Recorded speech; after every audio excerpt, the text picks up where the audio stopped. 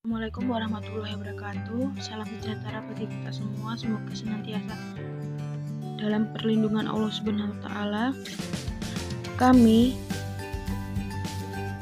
kelompok 6 kelas PAIK yang beranggotakan Novira Saraswati, Nurholis Akbar Nugroho dan Mustaqbidin akan mempresentasikan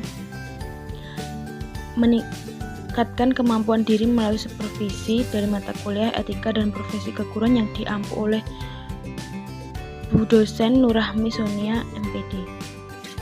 Pada kesempatan kali ini saya Novira Saraswati akan menyampaikan yaitu pengertian supervisi, prinsip-prinsip supervisi, dan jenis-jenis supervisi.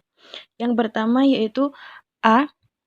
Pengertian, supervisi adalah segala bentuk bantuan yang diberikan oleh pemimpin di suatu lembaga untuk membangun dan meningkatkan kualitas guru serta pegawai di lembaga tersebut agar dapat mencapai tujuan pendidikan.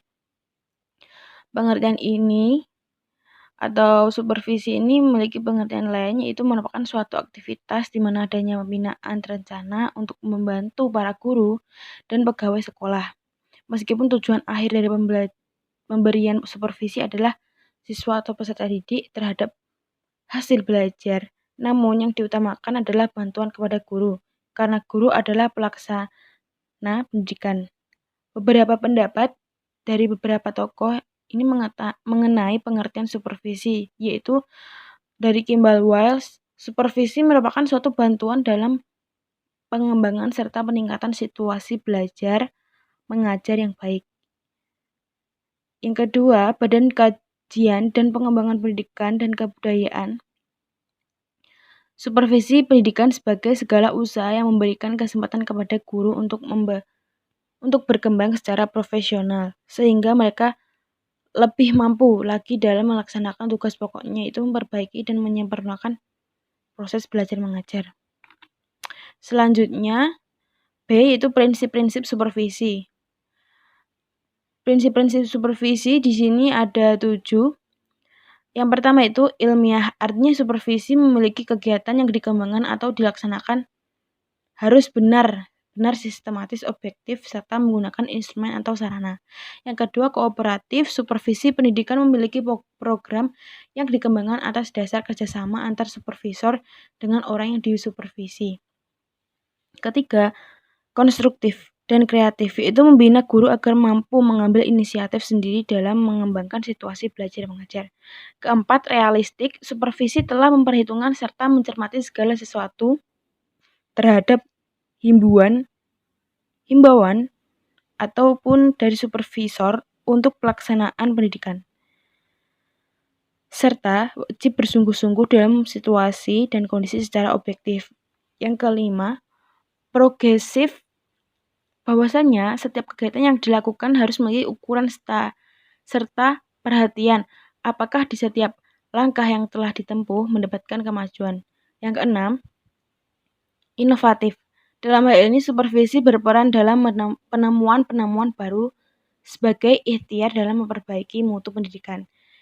Yang terakhir, konstruktif dan kreatif. Itu memberikan pekerjaan sesuai dengan potensi kemampuan dan potensi agar dapat berkembang kreativitas dalam melaksanakan pekerjaan dan terciptalah kenyamanan dalam pekerjaan. Selanjutnya itu jenis-jenis supervisi. Jenis-jenis supervisi ada 2, yaitu supervisi umum dan supervisi pengajaran. Yang pertama, supervisi umum.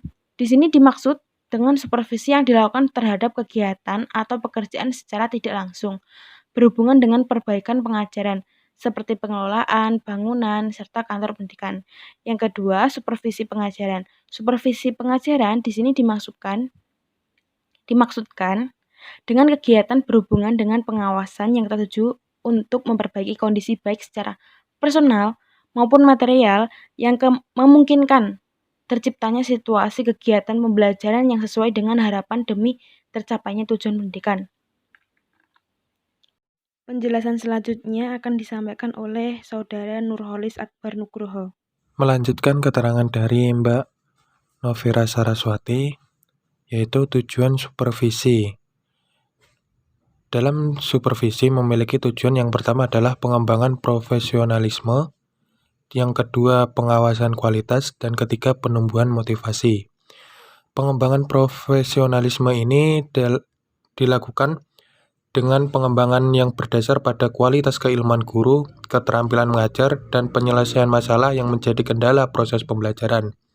Maka dilakukan pengembangan dengan seminar, pelatihan, dan evaluasi. Dalam pengawasan kualitas, supervisi memiliki pengawasan merupakan aspek dasar yang dilakukan pengawasan dengan kegiatan melihat situasi dan kondisi mengenai pendidikan atau pembelajaran yang diselenggarakan dalam lembaga tersebut. Dan tujuan ketiga yaitu penumbuhan motivasi. Kendala dan permasalahan yang hadir di dalam sebuah pendidikan kadang menjadi titik jenuh bagi pelaku pendidikan. Hal ini menyebabkan hilangnya semangat dalam melakukan kegiatan pendidikan, maka dalam menyelesaikan permasalahan ini dilakukanlah penumbuhan motivasi kepada para pelaku pendidikan. Yang terakhir yaitu fungsi supervisi.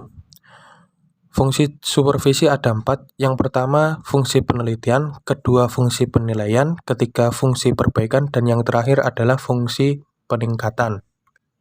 Dalam fungsi penelitian, dilakukan pengamatan, di mana hal ini dilakukan untuk mengetahui situasi dan kondisi yang berkaitan dengan kualitas pendidikan dari segi proses pembelajaran, kurikulum, strategi pendidikan, dan yang lainnya yang dilakukan oleh guru.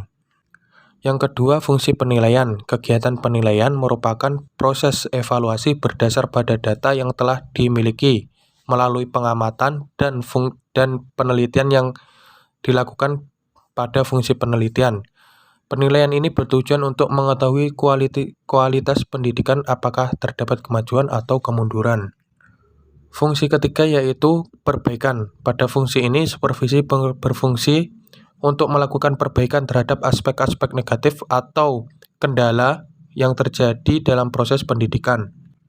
Dan yang terakhir ketiga yaitu fungsi peningkatan. Setelah dilakukan evaluasi, ditemukan kemajuan-kemajuan dalam proses pendidikan, maka dilakukanlah peningkatan dan pengembangan aspek-aspek pendidikan yang dirasa memiliki kemajuan. Sekian penjelasan yang dapat kami sampaikan dari kelompok 6, semoga bermanfaat. Wassalamualaikum warahmatullahi wabarakatuh.